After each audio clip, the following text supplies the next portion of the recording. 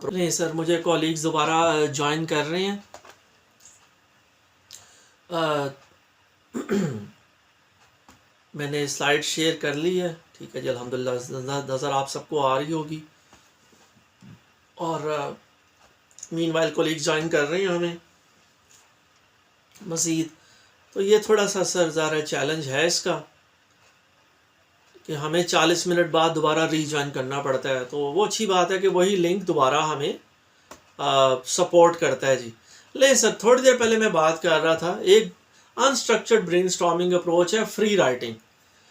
तो अच्छा तरीका है कि एक आइडिया आप लिख लें और कुछ पॉइंट्स आइडेंटिफाई करें और उसके बाद उस मेन टॉपिक के इर्द गिर्द जो भी समझ में आता है लिखें।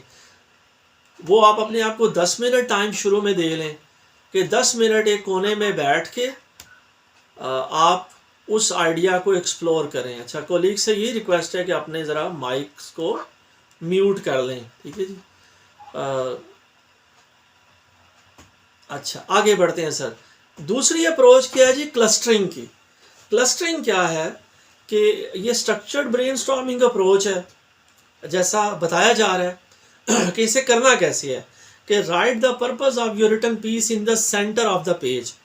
पेज के सेंटर में ना जी अपना मेन आइडिया लिखें। आप सियालकोट पे केस स्टडी लिख रहे हैं, उसको दरमियान में लिखें। आप मरी के इंसिडेंट पे केस स्टडी लिखने जा रहे हैं, या as a matter of fact कोई भी आपका मेन आइडिया उसे दरमियान में यहाँ लिखें। नंबर 2, ठीक है जी, put a circle around your purpose. ठीक है जी, आपने एक सर्कल ड्रॉ कर दिया और ये आपका न्यूक्लियस है। ठीक है जी, और draw lines from the nucleus to other points on the page. अब यहाँ से आप वो नोड्स जो है ना वो आइडेंटिफाई करने शुरू कर दें कि नोड्स क्या होंगे। At the nodes write ideas related to your purpose. ये मेरा मेन टॉपिक है। ठीक है जी, और मैं यहाँ क्या चाहे मसलन इस में देखते हैं हम इस जो क्लस्टरिंग मेथड यूज़ किया जा रहा है, इस एग्जाम्पलर को देखते हैं। To communicate a new product idea, ये मेरा न्यूक्लियस है साहब। और नोड क्या है? अब ज़रा थोड़ा मैं आपके साथ मिलके ज़रा देख रहा हूँ। कंपेटिटिव एनालिसिस, और उसमें फिर कुछ सब टॉपिक्स हैं। नेक्स्ट है जी कॉस्ट, और उसमें फिर कुछ सब टॉपिक्स हैं। देन इधर नोड है, तीसरा नोड है जी मेरे लेफ्ट साइड पे मार्केट एनालिसिस, और चौथा नोड क्या है जी? डिस्क्रिप्शन। तो ये मैंने भी कई दफ़ा यूज़ की है और अच्छी टेक्निक है। आप भी इंशाल्लाह ताला यूज़ करेंगे तो जाहिर है आप लोगों को भी ये सर मौका मिलेगा, क्या कहिए, एक अच्छे तरीके से पहला ड्राफ्ट कंपाइल करने का। नेक्स्ट स्लाइड जी। ब्रेनस्टॉर्मिंग जब आप कर रहे हो तो उस वक्त जो राइट डाउन योर क्वेश्चंस, ठीक है जी, जो आपके ख्याल में आपके रीडर्स के जहन में आ सकते हैं। अच्छा, अगर आप खुद सवाल ना सूझ रहे हो तो जाहिर है किसी और बंदे से भी आप अपना आइडिया डिस्कस करें। यानी कि इवन प्लानिंग के फेज़ में भी आप लोगों से हेल्प लें, लोगों से मशवरा करें। हमारे यहाँ अक्सर जी ज़ाहिर रोज़मर्रा ज़िंदगी में हमारे यहाँ अक्सर कहा जाता है कि अगर आपको कोई तकलीफ़ हो, कोई पेट में दर्द हो ना, तो छत पर चढ़ जाएं और शोर मचाएं। तो कोई ना कोई मोहल्ले का कोई बुज़ुर्ग, कोई बूढ़ा, कोई गवांडी, को हमसाया आपको मशवरा देगा कि आपकी पेट दर्द का क्या इलाज है। तो ज़ाहिर सर यही बातें हमें एक्सपर्ट्स भी यहाँ बता रहे हैं जी कि रीडर्स के जो क्वेश्चंस हैं उनको एंटीसिपेट करने की कोशिश करें, और इसमें भी इवन लोगों से मशवरा करने में झिझक महसूस ना करें। आगे बढ़ते हैं साहब। अच्छा साहब, ये फिर ज़रा वो उंगली आपकी तरफ मैंने पॉइंट आउट की हुई है, तो उस पर नाराज़ मत होइएगा। ये ज़ाहिर है ये मैं ये समझिए मैं अपने आप को भी मुखातिब कर रहा हूँ कि जब भी हम लिखेंगे, ठीक है जी, यहाँ एक एग्ज़ाम्पल दी गई है, इंटर डिपार्टमेंटल मीटिंग है एक नई प्रोडक्ट लॉन्च के बारे में। तो उसमें ये हमारे गाइडिंग क्वेश्चंस हैं, ये हमें मदद करेंगे एक अच्छा डॉक्यूमेंट लिखने में। तो आपकी जो केस स्टडी हो, जो भी राइटिंग पीस हो, उसमें ये सवाल एंटिसिपेट करना कि हमारी ऑडियंस क्या इन्फॉर्मेशन चाहती है, हमारे प्रोफेसर ने हमें क्या है, प्रोफेसर साहब किन चीज़ों में इंटरेस्टेड हैं, ये ज़रूर पहले से प्लानिंग फेज में डिसाइड करें। आगे बढ़ते हैं साहब। ओके जी, पोल ज़ाहिर है ये गूगल फॉर्म्स भी यूज़ किए जा सकते हैं और पोली एक ऐप है और इवन व्हाट्सएप पे भी किया जा सकता है, लेकिन ज़ाहिर हम आगे बढ़ते हैं साहब। अच्छा, नेक्स्ट ही आगे है एग्जाम्पल जी। एग्जाम्पल अगेन, चले एग्जाम्पल मिलके देखते हैं कि Maula Jat is a sales manager who is concerned about a problematic procedure for processing customers' work orders. He and his team have developed a better procedure. Mola wants to send an email to all sales personnel about it. His purpose is to explain how the procedure works. ठीक है जी, sales manager साहब जो हैं मौला जट, उन्होंने कोई नया procedure identify किया है और वो ईमेल करने जा रहे हैं तमाम वर्क फोर्स को कि अब कल से उन्होंने मंडे मॉर्निंग से ये वाला प्रोसीजर अडॉप्ट करना है। तो इसमें क्या है कि प्लानिंग जब वो ईमेल करेंगे तो वो उन्होंने ये आइडेंटिफाई किए हैं जी आइडियाज़ कि आप पेपर वर्क के बजाय आप वेबसाइट यूज़ करेंगे। ठीक है जी, और इस तरह उन्होंने कुछ और गाइडिंग इंफॉर्मेशन है कि कौन क्या करेगा, कैसे वो ये चेंज जो है वो इनकॉर्पोरेट की जाएगी इंशाल्लाह ताला नेक्स्ट मंडे से। ओके जी, टेक एक्शन जी। और यहाँ ज़ाहिर है ये सवाल हम मेरे लिए है, आपके लिए है कि हम जब भी इंशाल्लाह ताला कोई प्रोफेशनल राइटिंग का, बिजनेस राइटिंग का पीस लिखेंगे, हम अपने पर्पस को क्लैरिफाई करेंगे, अपनी ऑडियंस के बारे में सोचेंगे, स्कोप कितना रखना है और इनिशियल आइडियाज़ क्या हैं, ये राइटिंग के प्रोसेस को शुरू करने से पहले हम आगाज़ करेंगे। ओके जी, एक और एक्टिविटी जी आ गई है, ले इसे भी चले मैं 2 मिनट डेडिकेट कर लेता हूँ। अगर कोई मुझे चैट बॉक्स में आपको लीक्स जवाब देना चाहें तो मुझे बड़ी खुशी महसूस होगी जी, कि इसमें नेगेटिविटी निकालनी है। अवैस भट्टी साहब और अली आलम भट्टी साहब के भी नाम मुझे नज़र आ रहे हैं, जीशान साहब भी और बाकी कॉलीग्स भी, कि sir omit negatives, she was not often right. ठीक है जी, तो इनमें एक चीज़ नज़र आ रही होगी आप में कि नो का इस्तेमाल बहुत किया गया है। तो सर जो है ना, अपनी ज़िंदगी में से भी नाफनाई को हमने निकालना है और अपनी बिजनेस राइटिंग में से भी। अगर आपको ये एक एग्जांपल करना चाहिए, मसलन एक एग्जांपल मैं कर देता हूँ, मिस्टर एक्स इज डिसऑनेस्ट। ठीक है जी, ये मैंने आपके लिए जवाब लिख दिया है, mister X is not honest, है ना जी, नज़र आ रहा है सबको? खैर मैं इसे कम हाईलाइट भी कर लेता हूँ, mister X is not honest. तो मैंने नो को निकाल दिया, नॉट को निकाल दिया। मैं ये नहीं कह रहा मिस्टर एक्स जो है ना वो ईमानदार नहीं है। अब नहीं को निकालना है इस फिक्रे में से, तो मैंने इतना कहा है कि मिस्टर एक्स इज डिसऑनेस्ट। ठीक है जी, मिस्टर एक्स जो हैं वो ईमानदार नहीं है, हम यूं लिखेंगे मिस्टर एक्स बेईमान है। तो इसी तरह सर बाकी एग्जाम्पल हैं। चलें, एक कॉलीग ने एक और सॉल्व की है, मैं चले चैट बॉक्स में देख लेता हूँ। द डोर वाज ओपन जी, ठीक है, थैंक यू, ठीक है, थैंक यू सर रिजवान इज़हार साहब, अजहर साहब। ले जी, मैं बाकी के सवालों के जवाब दिखा देता हूँ, स्लाइड्स आपसे शेयर कर देंगे।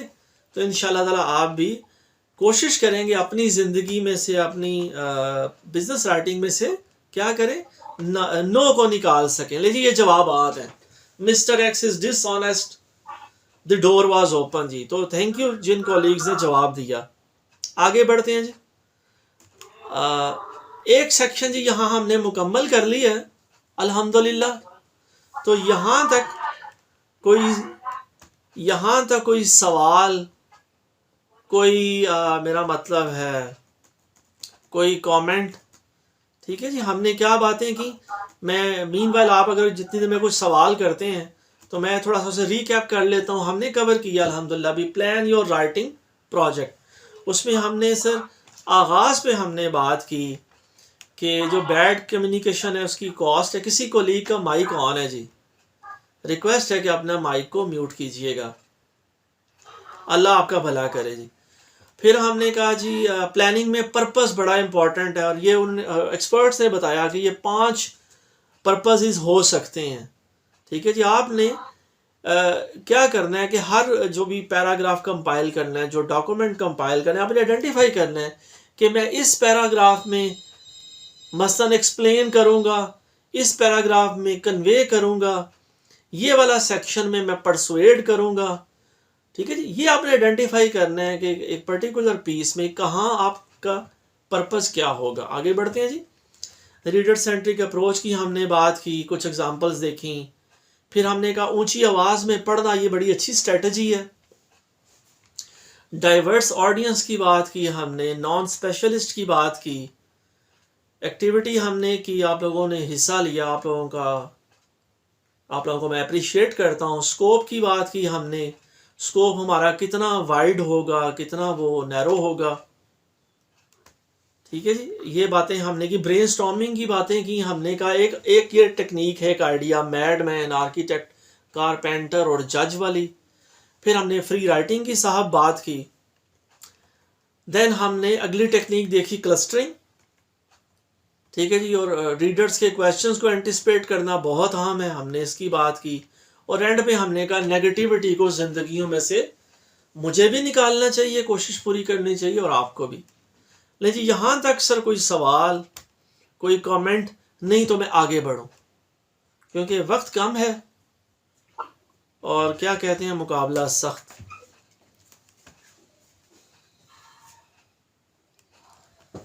अच्छा जी, नेक्स्ट सेक्शन है जी ऑर्गेनाइज योर कंटेंट।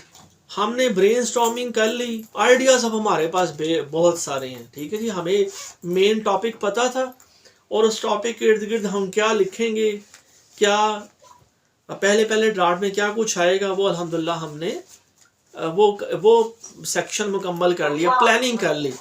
हम इंजीनियरिंग मैनेजमेंट के स्टूडेंट्स हैं, मैनेजमेंट पढ़ रहे हैं, तो हमने प्लानिंग फेज मुकम्मल कर ली। अब हम करेंगे ऑर्गेनाइज। ठीक है जी, तो ऑर्गेनाइजेशन में हम देखते हैं जी, ऑर्गेनाइज में क्या है कि हम डिसाइड करेंगे कि कौन सी चीज़ें क्रिटिकली इंपॉर्टेंट है जिन्हें इंक्लूड करना है। सारे आइडियाज हम डॉक्यूमेंट में नहीं ले आएंगे। ठीक है जी, फिर उसके बाद किस सीक्वेंस में चीज़ें आनी चाहिए हम वो भी डिसाइड करेंगे। ठीक है जी, एक सीक्वेंस होना चाहिए ना, एक फ्लो होना चाहिए। देन फिर हम एविडेंस क्या देंगे, जो सपोर्टिंग इंफॉर्मेशन होएगी, मेरे रेफरेंसेस होंगे, मेरा एविडेंस होगा, वो क्या होगा। ठीक है जी, तो इसमें सर अगर हम देखते हैं ऑर्गेनाइजेशन के हेडिंग के अंदर एक सवाल किया जा रहा है कि अगर आपको एक बड़ी पुअरली ऑर्गेनाइज्ड ईमेल या रिपोर्ट पढ़नी पड़े मिले, तो जाहिर है ये फिर आपके लिए मुश्किल हो जाएगा कि आप उस पर कोई एक्शन ले सकें, कोई एक्शन आइटम जनरेट हो सके, तो ये चैलेंज है। ओके जी, पहला फिर काम क्या किया जाए, इनफॉर्मल आउटलाइन डिफाइन करें जी। इनफॉर्मल आउटलाइन क्या हो सकती है, 3 main points as complete sentences. भाई मैं फिर रिक्वेस्ट करूंगा कि किसी कोलीग का माइक ऑन है जी।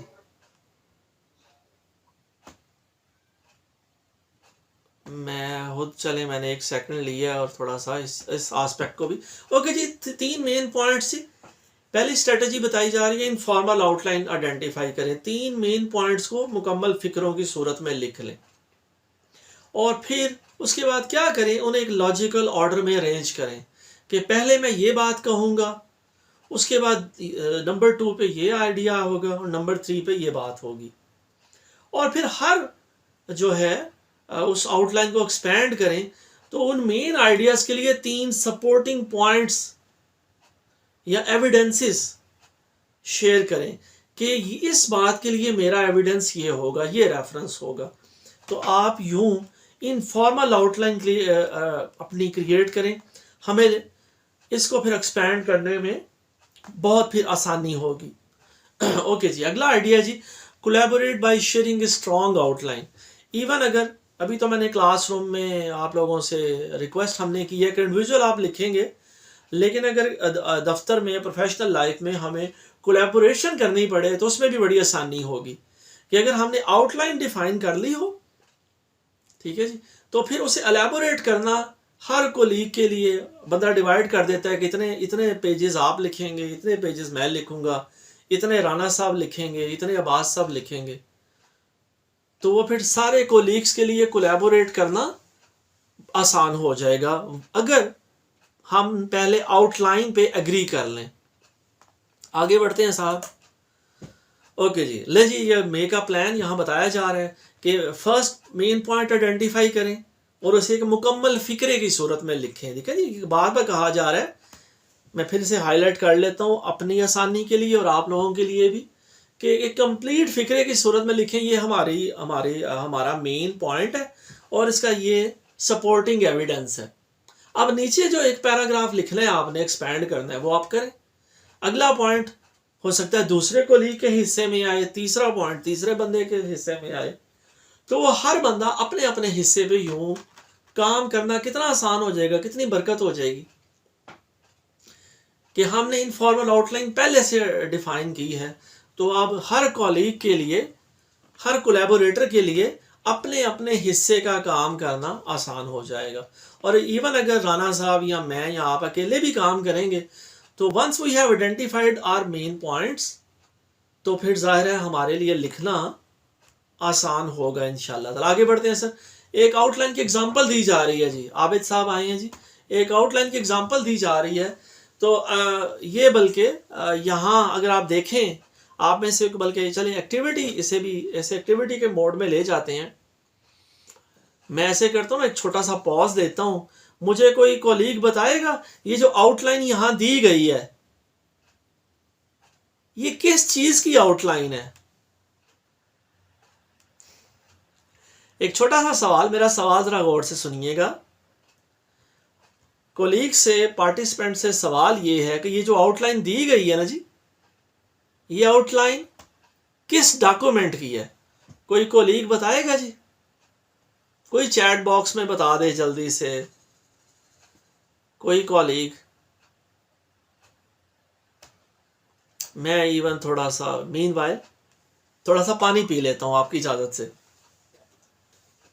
जी साहब, चैट बॉक्स में मुझे यकीन है भट्टी साहब ने किया है, एंड भट्टी साहब इज एब्सोल्युटली राइट जी। एक रिसर्च आर्टिकल की आउटलाइन है। Thank you sir. तमाम कोलीग्स के लिए कैसा है जी? इंट्रोडक्शन है पहले, फिर मेथोडोलॉजी है, मेथड सेक्शन है, रिजल्ट्स हैं, डिस्कशन है और कंक्लूजन है।